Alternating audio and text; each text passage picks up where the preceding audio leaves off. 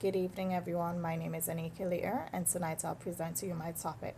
Micromanagement in the workplace affects employee more negatively than positively. First, I'll look at the cons of micromanagement, after which I'll highlight to you the pros. And finally, I will show you why micromanagement should not be considered in the long term. First, let us look at management. According to businessdictionary.com, it is defined as the organization and coordination of activities of a business in order to achieve its defined objective. Managers could perform their job in either a micromanagement style or a macromanagement style. First, let us reflect on your first job. Did you have a manager that had to show you all your tasks, duties, and responsibility, and even monitor you? Did you feel at times, possibly maybe after 2 or 3 weeks, that it really wasn't necessary? Well, there you go. You were probably being micromanaged. Almost everyone knows when they're being micromanaged, but very few can recognize when they're micromanaging. According to Walden 2015, he purports that micromanagement is a management style whereby managers closely observe and control the work of employees. There are several consequences of micromanagement. These include destruction of trust, confidence, and a decline in employees' creativity and growth. Managers should not micromanage on the long term basis. Micromanagement could be considered as a short term driver.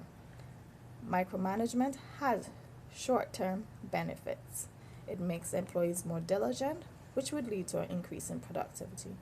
When an employee feels that he's constantly being watched by his manager, he will always be on his P's and his Q's and consistently meet targeted goals.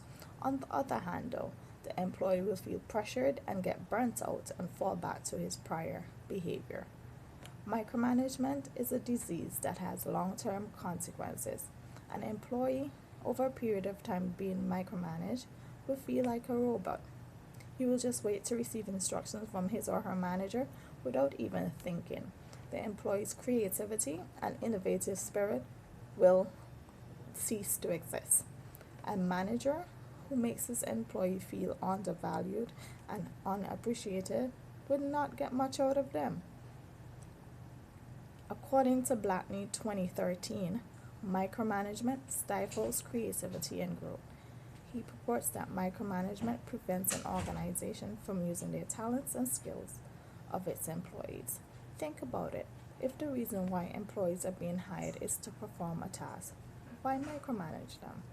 This style of management seems more like the plantation days when a slave master would scrutinize the slaves' every movement to ensure that they got the most out of them.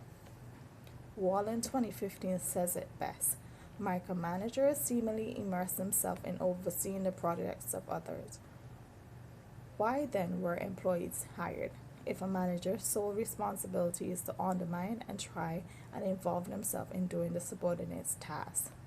If an organization is dedicated to sustaining its mission in the long run, they must ensure that employees feel comfortable to perform their duties. Otherwise, the employee would get depressed and soon this will affect their performance. Managers who constantly manages employee and monitors them to a point lacks trust and confidence in that employee. Employee will tend to perform low key because of this. Eventually, the employee working under a micromanager will go one of two ways. Those with big ideas, quality skills, and knowledge will remove themselves from the situation. And those on the other hand of the coin will just become like robots, waiting to be told what to do.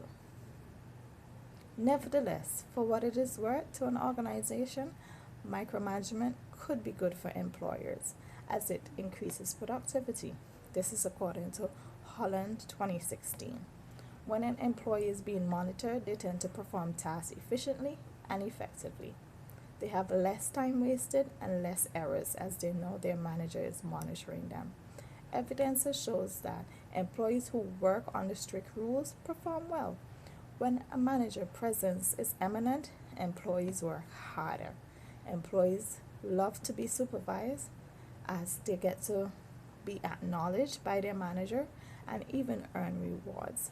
Additionally, the quality of work is higher when a manager micromanages, as they tend to spend a great deal of time giving guidance and direction to that employee. Managers are perfectionists and have a great eye for details. However, if a manager has to closely supervise an employee over a long period of time, then that manager must not be doing something right. Micromanagement certainly affects the employee both in the long term and in the short term. It is not good for the workplace and it should not be practiced by managers.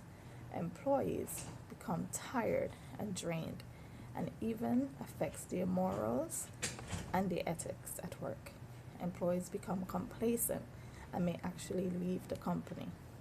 A manager who has to micromanage, lacks the motivational skills needed to motivate staff. When this happens, the manager in fact may not be a suitable manager for the post. The damage that comes with micromanagement cannot be easily erased.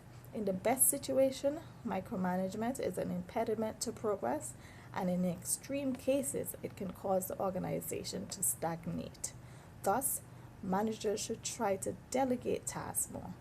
Delegation is an important task in an organization and is an essential skill that all managers should have.